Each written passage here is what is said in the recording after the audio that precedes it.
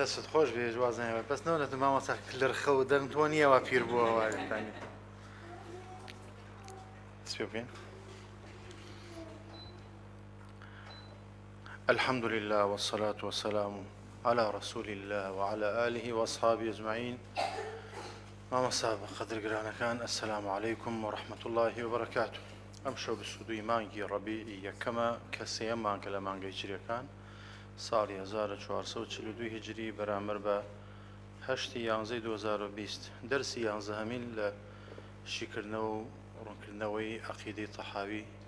خوای تەعالا لە شێخی تەحاوی ڕازی بێ و هیدایەتماندا لەسەر ئەو ڕێبازە فیرۆزە فەهمێکی باش بۆ ئەو مەتنە جوانە شرینەی کەوا فەرموویەتی. لە دەرزی ئەم شەوە مامەسا قەدرگرانەکان لە دوای لێبوونەوە لە باسی مەسائیلی قەدەر و ئەجەل چەند دەرزێکە لە خزمەتی هاوێن ئەم شەو دێتە سەر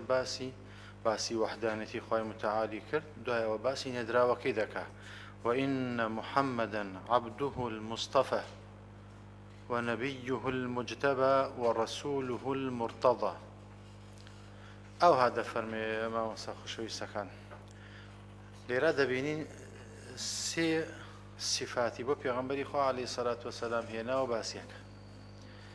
و لەمایان دەفەرمون متەقارب المعنى واتای ئەم سیانە لە یەکەوە نزیکن. ئەگەر ببینین لە مەخلوقاتە نزیکترین مەخلوق یان کاملترین مەخلوق بۆ عوبودیەت ئەوەیە کەوا عیبادەتی زیاد بێ. هەر کاتێ عەبدەکانی خوای تەعالە بیوێ لە خوای تەعالە نزیک بێتەوە و تەحقیقی عوبودیەت کە ئەبێ زیاد کە لە چییە عەبدایەتی خۆی زیاد کە. پێغەمبەری خوا صلی الله علیه وسلم لە هەر مەقامێکە خوای تەعالە بە پرسترین پلە باسی فەرموویەت ئیلا بە عەبد ناوی فەرمووە. بۆیە ئینسان چەندە بیوێ دەرەجەی زیاد کە بە عوبودیەت عەبدایەتی خوای تەعالە زیاد کە دەرەجەی بەرز دەبێتەوە زیادەکە. ئەگەر مەخلوقاتی خواوە گومان ببن ئینسان بە شتی دیکە وەجهی وجوهی خاتری جاهی زیادەکە بەسە واچووە و یەکێکە لە هەڵەکان ئینسان بەچی قەدری زیادەکات بەوەی کەوا عەبدایەتەکەی زیادکە و کاتێک دەڵێن وەقالوا اتخذ الرحمن ولدا سبحانه بل عباد مكرمون. بۆیە هەمومان ئەزانین کەوا خوای تەعالە کاتێ باسی پێغەمبەری خوا کە عەلەیهی سەلات وەسەلام کە ئەشرەفی مەخلوقاتە سەید الأولین والآخرین بەڵام بە عەبد لە مەقامەکانە کە پیرۆزترین مەقام و بەرزترین مەقامە. ئەشرەفی مەقام کە باسی کەین لە خزمەتانە شەوی ئیسرا و میعراج کاتێ خوای تەعالە دعوەتی پێغەمبەری خوا کە عەلەیهی سەلات وەسەلام خوای تەعالە فەرمێتی سبحان الذي أسرى بعبده چونکە بووە پێغەمبەری خوا عەلەیهی سەلات وەسەلام عوبودیەتی لە هەموو مەخلوقی زیاتر بووە. ئەو کاتە بەهۆی ئەو عەبدایەتیەوە کە زیادە خوای تەعالە بەرزی دەکاتەوە. ئەو عەبدایەتیە گەورەترین شەرەفە عیززەتە عوبودیەتە بۆی خوای تەعالە لە پیرۆزترین مەقام و مەکانیشان ناوێ فەرمێ. جا ئەم ئایەتە پیرۆزە کە باسیەوە دەکەین لە عینی کاتیشە کاتی عولەمایان مشتومڕێک لە بینی زانایانە هەیە ئایا پێغەمبەری خوا عەلەیهی سەلات وەسەلام ئەو شەوە خەوت بوو بەخەوا بوو هەر ڕوح بوو جەسەدی لەگەڵ بوو یەقظەتەن بوو هەتا ئاخرەکەی چەند قەولی لەسەر هاتوویە بەڵام قەولی ڕاستی دروستی زانایانی ئەهلی سونە و جەماعە ئەوەیە کە پێغەمبەری خوا عەلەیهی سەلات وەسەلام ڕوح و جسم بووە شەوڕەوەیەکەی بوو کەلیمەی عەبد بۆ کەسێکە دەوترێ کەوا جسم و ڕوحی لەناو جسمیا بێ و خۆی ئامادە بێ. ئەو حکمێکی دیسان لێ وەردەگرێت چەند حکم لەم ئاەتە وەردەگیرێ سبحان الذي أسرى بعبده عەبد بە کەسێ وترێ تەنها ڕوحی بێنە کاتێژە ڕوحی فڵانە بەڵام کە ڕوح و جەسەد بە یەکەوە پێوترێ ئەم بەندەیە. حکمێکی دیکەیشی تێدایە لە باسی نەڕۆینە باسی بواری فقیوە ئینسان لە ناو مەکەی پیرۆزە لە هەر جێگەیەکە نوێژ بکە خەیری 100,000 دەست دەکەوێت نەک هەناو کعبەی پیرۆزە. هەر لەم ئایەتە عولەمایان ئەو حکمیشیان وەرگرتووە. ئەو شەوی پێغەمبەری خوا عەلەیهی سەلات وەسەلام شەوی ئیسرا و میعراج ئیسرا لە سەیرەوەیە میعراج لە عەرەجەوەیە بەرزبوونەوەیە لە مەکە بۆ قودس ئیسرایە لە قودسەوە بۆ ئاسمان میعراجە. جا پێغەمبەری خوا وشەوە عەلەیهی سەڵات وسەلام لە ماڵ هانێ ئەبوو بەڵام خوای تعالی فەرمێ سبحان الذي أسرى بعبده ليلا من المسجد الحرام ئەگەر تەنها مەسجد الحرام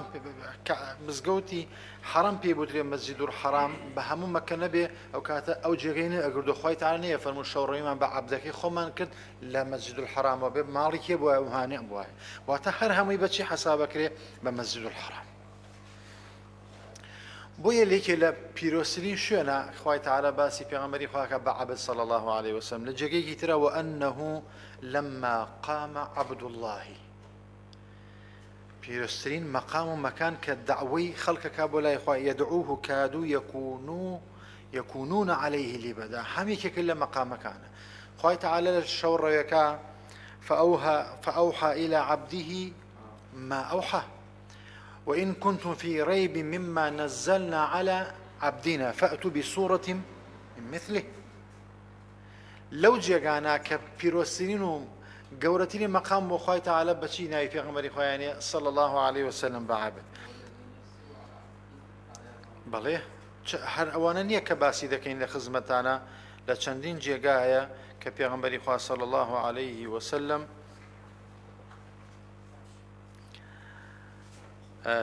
وەکاتێ لە باسی شەفاعەتی پێغەمبەری خوا صلی الله عليه وسلم لە ڕۆژی قیامەتە مخلوقات دەڕۆنە خزمەت عیسا على نبينا عليه الصلاة والسلام كوا إذا طلبوا منه الشفاعة دواكا لعيسى عليه السلام شفاعة عن ببكى بعد الأنبياء عليهم الصلاة والسلام فقال عيسى اذهبوا إلى محمد صلى الله عليه وسلم رب لا يشيء ولا محمد عليه الصلاة والسلام عبد غفر له ما تقدم من ذنبه وما تأخر برديك بزان چه وصفێکەوە پێغەمبەری خوا عەلەیهی سەلات وسەلام ئینسان بەردایەتی خوای متعال بکە پێی بەرز دەبێ چەند بەرزدایەتی عەبدی سەر زەوی بکەین ئەوە پێی زەلیل دەبێ هەر ئینسانێ لە خوا ترسا لە عەبد ناترسێ لە عەبد لە خوا نەترسا زەلیلی بەردەسی عەبدەکان دەبێ بۆیە لێرە ئەم مەرتەبەی عەبدایەتی ئینسان گەورە دەکا هیچ شتێکی تراوە ئینسان گەورە ناکە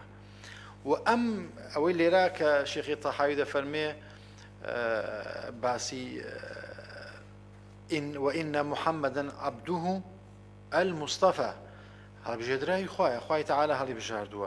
أم دعوة النبوة خو خلقي كتريش هبو دعوة بوكردوا لهم جريه كسي كاتي دعوة كاربكا دو كذبي بيكا إيش كان رازك إيش كان دروكا بربلوري بريستان وخلقي تربوا دعوة النبوة كردوا وتيتي من بيغمبرم ولا دوایشە دەردەکەوێت عملەکان دەری دەخات و ڕەوشت و گفتار و قەول دەریەکە کێ پێغەمبەرەوە کێ ڕاستەکە و کێش ڕاست ناکە پێغەمبەری خوا صلی الله عليه وسلم دەفەرمێ عليكم بالصدق فإن الصدق يهدي إلى البر وإن البر يهدي إلى الجنة ئینسان بەردەوام لە ڕازگۆیان بێ کە لە ڕازگۆیان بووی لە نیشانی نیفاقش دوور دەکەویتەوە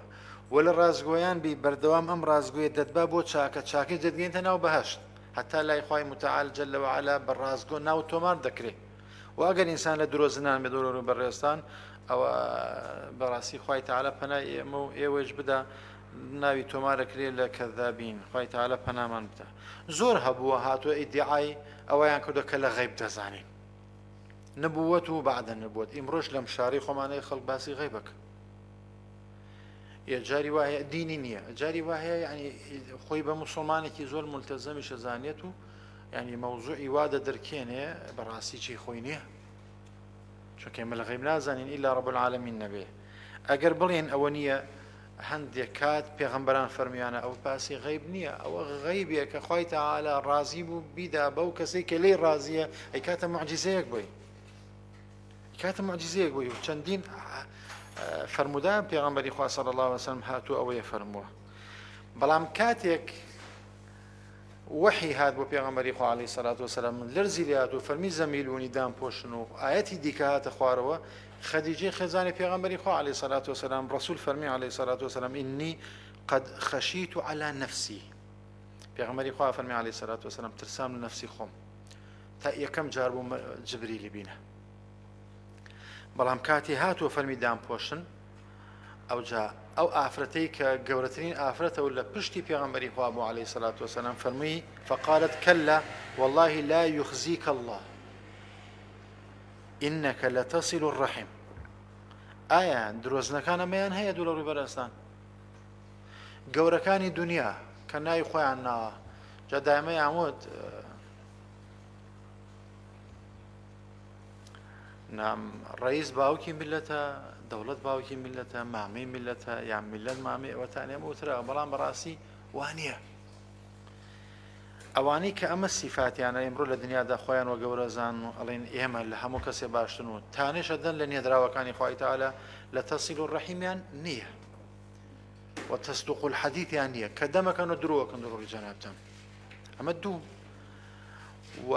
هەتا ئاخرەکەی باز زیاتر لەسەر ئەمە نەڕۆین زۆر ئەمانەیان بەڵام لە عینی کاتیشە دایکی ئیمانداران خەدیجە دەفەرمێ تۆ خوای تەعالە ضایعت ناکە لە بیرت ناکە ئەم سیفاتانە تێدایە کە ئەمانە سیفاتی ڕازگۆیانە ئەنبیاکانە پێغەمبەرانە هەمومان ئەو بەسەرهاتە دەزانین کەوا خەدیجە خوای گەورەی لە ڕازووی ئەمەیە فەرمووە کاتێ جەعفەر خوای لە ڕازوویە کە هیجرەتیان کرد بۆ حەبەشە بۆ لای نەجاشی ئاەتەکانی خوێندەوە وتی ئەم کەلیمانەی تۆ گوتت لە هەمان جێگە و مەزدەرۆ هاتووە کەوا ئینجیلی لێ هاتووە بۆ عیسا کاتێ وەرەقەی کوڕی نەوفەل دایکمان خەدیجە پێغەمبەری خوای بەر عەلەیهی سەڵات وەسەلام و سەردانێک لە وەختا بە لوغەی عەرەبی ئەو ئینجیلە نووسیەوە نەسڕانی بوو وتی ئەوەی تۆ ئەیڵێی لەگەڵ ئەو کەلامە کە بۆ موسا هاتووە یەک مەزدەرە لە یەک جێگەوە هاتووە بۆیە مامەسا خۆشەویستەکان ئەوەی کەوا باسی پێغەمبەرایەتی ئەکات ئەبێ سیفاتی تیابێ و ڕەوشت و نەسەب و هەڵسوکەوتی پێش نبووەتیش بیسەڵمێنێ و ڕاستگۆکان ئەوەیشی هاتە ئیدعای ڕاستیەکە لێگەڕێ لە ڕۆژانە عەمەلی دەرێخا کە ڕاستەکە یا ڕاست ناکە درۆ ئەکە یا نایکە ئەڵێ باوەڕم بەدینت هەیە دەرەکەوێت لە مەوقیفێکا بزان لەگەڵ ترامپە یا لەگەڵ ماکرۆنە یا لەگەڵ موسڵمانە دەردەکەوێ هێرەقل زەعیم و مەلیکی ڕۆم کاتێ سوفیان ڕۆژ بۆ لای مەسەلەیەکی مەشهورە بۆچی لە باسی نبووە ئەم باسەمان هەیە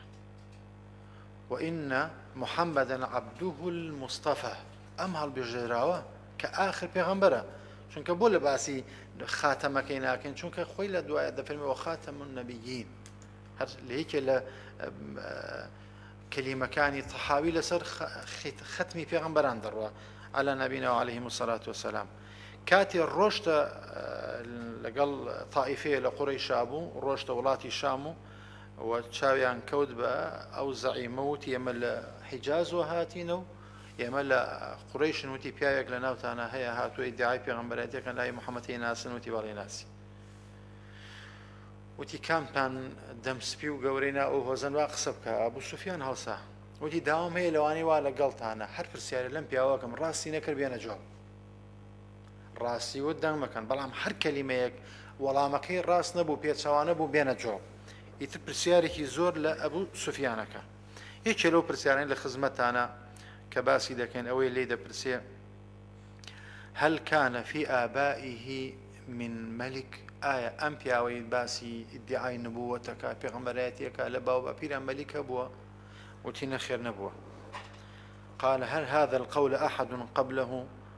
ئایا لە پێش ئەو ئەمەی کە ئەمەی لە هیچ کەسێ وتێتی ئەڵێ وتمان نە ئایا ئەو خاوەنی نەسەبێکە لە ناو ئێمە ناو ئێوە نەسەبێکی گەورەیە و وتی بەڵێ ئایا ئێوە ئیتیهامتان پێ کردە قەت ڕۆژی ئەم پیاوە دروی کرد بێ بە درۆزنی ناو ببەن وتی نەخێر تا بەر لەوەی ئەم دەمەتەقیانش بێتە پێشەوە قەت درۆی نەکردووە لەگەڵمان ئایا ضعیفەکان فەقیرەکان لاوازەکان شوێنێکەونیان دەوڵەمەندەکان وتی فەقیر و لاواز وتی ئەوەی شوێنی دەکەوێ قەت لیان هەیە پەشیمان بێت وتی ئەبەدەن پەشیمان نابێتەوە قەت تووڕە نابن و لێشی عاجز نابن و دووریش ناکەونە ئایا شەڕتان لەگەڵ یا کردوتی شەڕمان لەگەڵ یا کردوتی سەرکەوتنوتی جارێ ئەو سەرەکەوێ جارێ ئێمە غەدرتان دیوە لەو کاتانێکە سەرەکەوتی ئەبەدەن غەدرمان نەدیوە چ داوایەکتان لێکە ئەمانی کەیوەتی بە داوایمان لێکە کە واز بێنین لە بتەکان کە باو باپیرمان ئەیپەرست ئێژێ بێت تەنها خواپەرستن و نوێژ بکەن و سەدەقە بکەن و بەڕەوش بن و سیرەی ڕەحمتان هەبێ. ئەلێرا وەڵامێک دێت کەوا ئەوەی ئەم سیفاتانی ئێوە باسەکەن لەم پیاوە هەیە بە سیفاتی پێغەمبەرانە. هیچ کەسێکی ناتوانێت ئەو داوایە بوێسینە بگێتە منزڵی خۆی. لە ئەوەڵ دەقەوە پێغەمبەری خوا عەلەیهی سەڵات وەسەلام داواکەی دەست پێ کرد حتا وەفاتی قسوور کرا نەکرا بە پارە بە ماڵ بە مانسە بە هەموو شتێک بەداخەوە خۆمان زۆرە مانسەب و پارە و ڕوکن و دەمانچە و دینار و کورسی پەرلەمانش ئەخەڵەتین داوای دین و ئایکەین بە ڕۆژی خۆمان حتاکو تۆزێ خەڵکێژێ ماشەڵات دوێ ماشەڵات بووە دەنگ هەمووی جێت تێڵین کۆتایشی پێدێنین چوینە مەواقیفی شتێرەکەی مەواقیفش وجودی نییە ناڵێن هەر هەمووی هەندێک کات نییە بەڕاستی نابێت ئەبێ خۆی مسلمان بزانێت لەو پەرلەمانەیەمان نەمایە لە دوای ئەوەی کەوا نوێنەرەکانیان ڕۆیی بۆ فەڕەنسا تەنازانم جێی خۆیەتی وایە ژمیان نە زەرەر نادا لە تەرەفی بەرامبەریان بەخوا بێ نەمایەن ئەو جا دەڵێن هەر کەسێ ئەوەی کە لە نوێنێری خۆی چۆن خەوی پیاکەوت دوای ئەوە ئەوەیشی کە وایە کرد چۆن گوتی ئەشهەدو ئەن لا ئیلاهە ئیلا الله محەممەد ڕەسوول لە تەحیاتەکەیە چۆن تەریق نەبوویەوە پەنجەی شەهادە لەگەڵ پەنجەی دەنگیە بۆ کەسێ وابێ على كل جا ما مسا خۆشەویستەکانی ئەمە بۆیە پێغەمبەری خوا صلی الله عليه وسلم فەرمێ والذي نفسي بيده لا يقضي الله للمؤمن قضاء إلا كان خيرا له وليس ذلك لأحد عجبا لأمر المؤمن بالرواية كثير بم رواية شهاده يعني إنساني كاتي بينين مصيبتي قدرك رويتيك إلا خيرك تدا يا أبو يمن إلا خيرك تدا كورونا ديت هر خيري تدا شر دي خيرك تدا أما ما كورونك خيرك تدا أو زابودر كي بيدينك تو مسلمان زاني كي دجمنه بدوست الزاني لدوای ئەوە مامۆستا خۆشەویستەکان ڕەسوول فەرمی عەلەیهی سەڵات وەسەلام بۆچی ئەمە خەیرە بۆ ئیماندار ئیلا خەیری تێدایە وەلەیسە ذلك لأحد إلا للمؤمن ئەمە بەس بۆ مسلمانە بۆ غەیری مسلمان نییە إن أصابته السراء شكر وإن أصابته الضراء صبر لە کاتێکە تووشی ناڕەحەتیە بین سەبر دەگرین لە کاتێکە تووشی خەیر دەبین و شکری دەکەین لەو خەیری کەوا پێیداوین ئەم ڕاستیانەی ئەبوو سوفیان لە وەختا گوتی یەکێکە لە کافرەکانی مەککە یەکێکە لە دوژمنە زۆر توندە سەرسەختەکان بەرامبەر پێغەمبەری خوا صلی الله علیه وسلم لەو وەختەدا بەڵام هەر کەسێ ئەمڕۆ ئەگەر بێ بە غەیری ئەو سیفاتین لە پێغەمبەری خوا عەلەیهی سەڵات وەسەلام باسی پێغەمبەری خوا کە لە شەئنی پێغەمبەری خوا عەلەیهی سەڵات وەسەلام کەم ناکە نییە لەسەر ئەرزا ئەتباعی بەخۆ پێغەمبەری خوا زۆر بێ عەلەیهی سەڵات وەسەلام ولا زیادبوو نابێ و لە کەمبوو نابێ جا خوای تەعالە لە قورئانە فەرمێ ولا تهینوا ولا تحزنوا وأنتم الأعلون إن كنتم مؤمنين باشە ڕەخنەمان لێگرن خوای تەعالە لە قورئانەکەتانە کە باوەڕتان پێ فەرمێ دڵتەنگ ببن ناڕەحەت ببن ئێوە سەرکەوتون لەسەر ئەرزا ئێوە هەر براوە دەبن باشە بۆ ئیسەیمە سەرکەوتونین ئاخر خوا فەرمێ إن كنتم مؤمنين ئێمە مسلمین هێشتا بە پلەی مؤمن نەگەینە هەر ڕۆژە بگەینە پلەی مؤمن ئینشاءڵڵا ئەوە دێتە جێ چون هێشتا مایەتی بگەینە پلەی مؤمن هەموومان لە مسلیم داین خوای تەعالە بمانگەێنێ ئەگەر بەڵام مصیبەتیش دەبینی خوای تەعالە بە ئەهلی مەکە و بە عامی مسلمان أحسب الناس أن يتركوا أن يقولوا آمنا وهم لا يفتنون ئەکرێ خەتیبێ پێنێژن بەری چاو هاوە کلۆ خەتیبە قسەیەکی پێ نەکرێ داعیە قسەیەکی پێ نەکرێ کورە دوو ڕۆژ ئەشکەنجەی نەبیناوێ کوتێکی زلەیەکی نەخواردوویە یەک کەلیمان پێ بێژن کاکەەوە بۆچی وایتە وڵایتە نوێژ ناکە وڵایتە نایەمە مزگەوت کاکە چیت پێکراوە لەسەر دین خەڵماڵی چوو حاڵی چوو سەحابی پێغەمبەری خوا عەلەیهی سەڵات وەسەلام ڕێگیری لێکرا لە من جەنابتان شارەزاتن لە بواری سیرا نابێ بچی بۆ مەدینە بۆ لای محەممەد صلی الله علیه وسلم ئیلا بێ حاڵ و ماڵ و سەرۆت و حوشت و گشتی جێبێتی گشتی بۆ ئێوە بەس با بڕۆم بە لای پێغەمبەر صلی الله علیه وسلم جاروێ لە بەرخاتر 4 دینار ناینەم قوربانیە بدەین بۆ حەق ناژی لا ئەدرێم فەسڵە کرێم معاشە بڕێ من جمعة باسي يتقارب الزمان كرك الرسول فرمي عليه الصلاة والسلام لا تقوم الساعة هموشت الزمن نزيك يودا بس موتشا دريش بوتو كيشي حتى بوتا الشصرش أو كان قشي ما كان هذا يجي حفتة هيك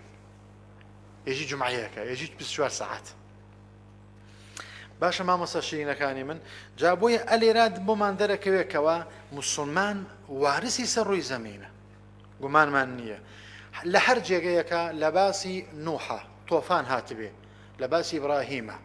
نمرود هاتبه لباسي إسحاق يعقوب إسماعيل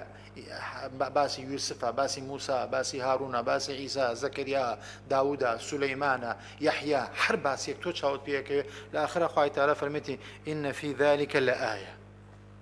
وما كان أكثرهم مؤمنين وسريانا هاتو أقدار بأعود صلاة إخوائي أقاد لي بواليتي بو وإن ربك لهو العزيز الرحيم هرچی پێغەمبەران کردیانە سەرکەوتونیانە سەرکەوتونە گومانمان نییە مامۆستا خۆشەویستەکانی ئێمە جابووی ئەلێرەدا باسیەوە دەکەین کە شێخی تەحاوی فەرمی وئین محەممەدەن عەبدوه المستەفا عەبدوه المستەفا هەڵی بژاردووە لە دوای ئەوە دەفەرمێکی ونبيه المجتبى ورسوله المرتضى عبد نبي رسول عبد هذا بيشي هميان ويانا حتى عبد باش نبي نبيش نابي داعيش نابي سجاري رواية دعوة وداعي قصة كانت تأثير سد قصة كان من تأثير سد الجنابة النية أو خم عبدك توا عبدك باش نيم ها عمري كوري عبد العزيز شنجار باسم كردوا هر أي ريموا ليام برسي شون لزماني توا بيني گورگ و مەڕ ئەڵێن عیلاقەیەکیان هەیە و عەداوەت نییە ئەڵێ ئێمە بینی خۆمان و خوامان خاس کرد خوا بینی مڕ و گورگیشی بۆ ئێمە خاس کرد و خەڵکی ڕا سوڵحی بینی دوو کەسەکە ئاژاوی هەیە جارە خۆی سوڵحی بینی خۆی خوای نەکردە ئەوەی پێحل ناکری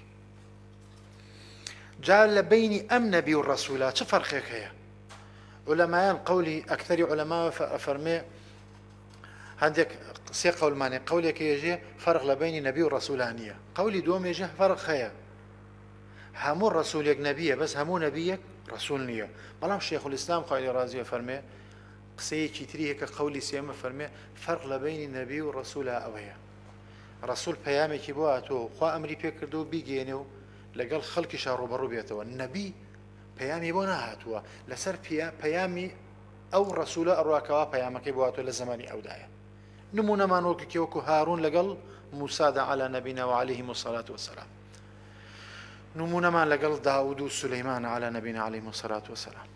جا لێرە معنای وایە نەبی ڕیسالەی تایبەتی بۆ ناتوە ئەمری پێکراوە لەسەر چی لەسەر ئەو ڕیسالەی کە خوا ناردێتی بەو ڕەسوولەکە ئەمر بکە بۆیە ئەم فەرقە لە بینی نەبی و ڕەسوولە باس دەکرێت وإن محمدا عبده المصطفى والنبي المجتبى خوا هەر کەسێ هەڵبژێرێ قابلیەوەی هەیە ڕخنەی لێ بگیرێ بێگومان نەخێر خوا لێمان دەپرسێ ئەمە لە خوا دەپرسین لێپرسینەوە خوا لەگەڵ عەبدێکە یا عەبد لەگەڵ خوایەکە خوا بۆ ئەوەی دەداتێەوە بە منی نادا ئەی فڵان کەس زاڵمە و خراپەکارە بۆ خوا هەرەی دات مسلمانێک کە خاوەن ئیمانێکی باش بێ و علمێکی هەبێ ئاخر ناکرێ ئینسان علمی نەبێ بە ئەو پرۆگرام و بەرنامەی کە بۆی هاتووە خۆیشی ئیمان و باوەڕی پێیەتی ونبيه المجتبى خوای تعالی تایبەتمەندێک کەدا بۆ پێغەمبەر و هەڵی بژاردووە واجتبيناهم وهديناهم باشە مامۆستا اختصاصێکی تایبەتە کاتێ خوای تعالی کاتە حەبیب ئەی کاتە خەلیل ئیختاری دەکا بۆ مەقامێکی عالی و بەرز ورسوله المرتضى و پێغەمبەرێکە دەینێرێ و خۆشی لێ ڕازیە بە هەڵبژاردنەکەیشی عالم الغيب كما قال تعالى في كتابه فلا يظهر على غيبه أحدا إلا من ارتضى من رسول فإنه يسلك من بين يديه ومن خلفه رصدا جامع مساخوش ويستكان ألي رشاد ديسان خوي تعالى كاتيك معجزة ذات بيغمبركين خوي هذه بجاردو راست دروست قبوليتي بەڕێزترین و باشترین خەڵکی دیکەیە هەر کەسێکی داوایەکی دیکە ئەکات لەسەر ئەو سەرچاوە نەهات بێ داواکەی چییە؟ بەتاڵە خوای تعالی القرآن فرمي وما أرسلنا من قبلك من رسول ولا نبي حمل را بلفظ الرسول شهادة بنبي شهادة بويا الشيخ الإسلام فرمي هر كان بواتا دعوة كانوا خواهر يعني بجاردو فرقك تنها أويا دوامي لسر يكم همان بروغرام دروا وأنه خاتم الأنبياء شيخي طحاوي فرمي وأم محمد عليه الصلاة والسلام كمصطفى ومجتبى ومرتضى وأنه خاتم الأنبياء دواي أو هيش في غمرك شناية ما كان محمد أبا أحد من رجالكم ولكن رسول الله وخاتم النبيين وكان الله بكل شيء عليما بواتا پیغمبری خواه فرمی عليه الصلاة والسلام مثلي ومثل الأنبياء نموني منو پیغمبران وكتي وايا كمثل قصر أحسن بناؤه نموني بنايك كبجوانترين شيء بنياد نرابي وترك منهم موضع لبنة بجيان يشتوى خاصيا نكردوى دياننا شويني خشتيكي فطاف به النظار من حسن بنائه خلق تتماشايكاو سيركا ما شاء الله بناية درس كراوة عيبي تدانية جوانترين بناية إلا موضع تلك اللبنة تنها أرين خوزغاية أو خشتيشي أو تشولي جينا مايو أو تنها نقصانين أبوايا لا يعيبون سواها رسول فرمي عليه الصلاة والسلام هيج عيبي كان لنا أقل جواني بناك إلا شويني أو خشتنا به فكنت أنا سددت موضع تلك اللبنة أو جاء رسول فرمي عليه الصلاة والسلام بنيدراوي من خواه النيوجا من النار أو بين خشتمان بركردوه ختم به البنيان بأيما قصرك توابو وختم به الرسل بأيمج نيدراو پیغمبرایتی رسولات همشي توابو بوي پیغمبري خواه صلى الله عليه وسلم فرمي إن لي أسماء من شناوك ما يخوي تعالى بيداهم أنا محمد وأنا أحمد وأنا ماحي يمحو الله به الكفر وأنا الحاشر الذي يحشر الناس على قدمي وأنا العاقب والعاقب الذي ليس بعده نبي من كوتام لدواي من شيء پیغمبريك نيا أكر پیغمبر لدواي من بوايا چه دبو عمر دبو خواهي قوري لي رازيو بما كاتا دوستو رفيق ياوري عمر لبهشته كل دنيا دا بخزمتي نقيشتي وإن شاء الله لو أنا بوينا كسلاما لكرد بيه أويش نبو خواهي تعالى بيجي نبو سلامة لعرم عمري فارو بك إن شاء الله لما ديني بيغمبر عليه الصلاة والسلام جابوية بيغمبري خواه عليه الصلاة والسلام لا أو حديثي كالثوبان يجرت وإنه سيكون في أمتي 30 كذابون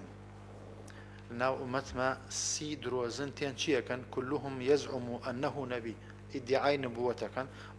وأنا خاتم النبيين بيغمبري خواه فرمي من آخر بيغمبرم لا نبي بعدي لدواء من هيش بيغمبر يكنيه أو جاء رسول الحديث كتراك كوتاق سكامل خزمتان دفرمي فضلت على الأنبياء ب6 خواه تعالى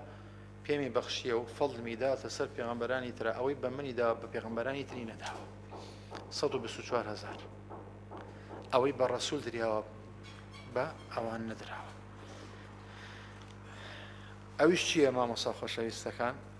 أعطيت بجوامع الكلم الرسول عليه الصلاة والسلام جامع كلم هم لكلامك خوي تعالى كبي بخشي وهم لقفتاري خوش ونصرت بالرعب للدوري شوا خوي تعالى بباس وناوي وخبري بيغمس أصلا ترسي قصة دلي دجمنانه بۆ دژمن لە خۆمان ناترسێ ئەوە زۆر ئەوێدە دەخە قسە بکەین لەسەری سەبەبی زۆرە ئەو جا ڕەسوول فەرمی عليه الصلاة والسلام أحلت لي الغنائم خوای تعالى غەنیمەی بەجێماوی ناو ساحەی غەزەواتی بۆ من حەڵال کرد ئەمانەی بە پێغەمبەر دراوە بە پێغەمبەرانی تر نەدراوە وجوعلت لي الأرض مسجدا وطهورا هەموو سەرزەمین بۆ ئەمەتە چیە جێگەی نوێژ و عیبادەتە پێغەمبەرانی تر و ئومەتانی تر ئەبێ ئیلا لە شوێنی تایبەتە بیان کردایە أو جاء وأرسلت إلى الخلق كافة اللهم صل على نبينا محمد وعلى آل نبينا محمد من يدراهم بوسر حمو خل بس بيغمبران هريك بوسر قومي كتايبت وختم به النبيون أمش آخر قصة معنا وختمي بيغمبران ليشم بيكرا بيغمبراتين بيكرا ولا دعاء من هيج بيغمبرات نايه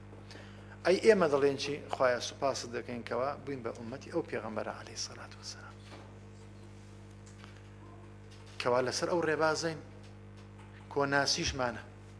آخر قسم لخزمتها أنا بياك دنا نسمي سنة ساقة دعاء خيري بدكين خواي تعالى الشفاء بدا طبعا أوينا يخواناسين عبادته أوانين وأمن نبو خيناك بس باسي الدين وبيغمري خواد كلا جمال يده ئێستا ئەگرێژی خوایە یەک شکرەتەکەم بەردەوام وا منت نەکوژ لە وەختە ئەگەر من بمردایم لە وەختە چیم کردایە تازە گەڕانوویەکیش نییە بڵێم تەوبە و ئیمانم بەیە بەس سوپاسەکەی من لە ناو هەموو نیعمەتەکانە جارە وێژم خوایە سوپاس بۆ تۆ کە نەمت کوشت هەتا هیدایەتم وەرگردە ئیساکە ئەڵێم یا ڕەبی خوایە تەوبە بێ لە هەموو خراپەکان و ئیسا ئەڵێم خۆشەویستترین کەسم پێغەمبەری خوایە صلی الله عليه وسلم الحمد لله الحمد لله ثم الحمد لله يا ربي خويا البرخات الناوي جوانت إصلاحي حالي هم ممكن خويا متعال إيم ولا إيواش ولا مردكانش مع خوش به شفاينا خوش كان ممدا يا ربي خويا لدى بارين قبول ما مفهمي بعبدك باشي ذاتي خود وأب أمتي أو بيغمبرس كآخر بيغمبرس صلى الله عليه وسلم آمين الحمد لله رب العالمين وصلى الله وسلم على نبينا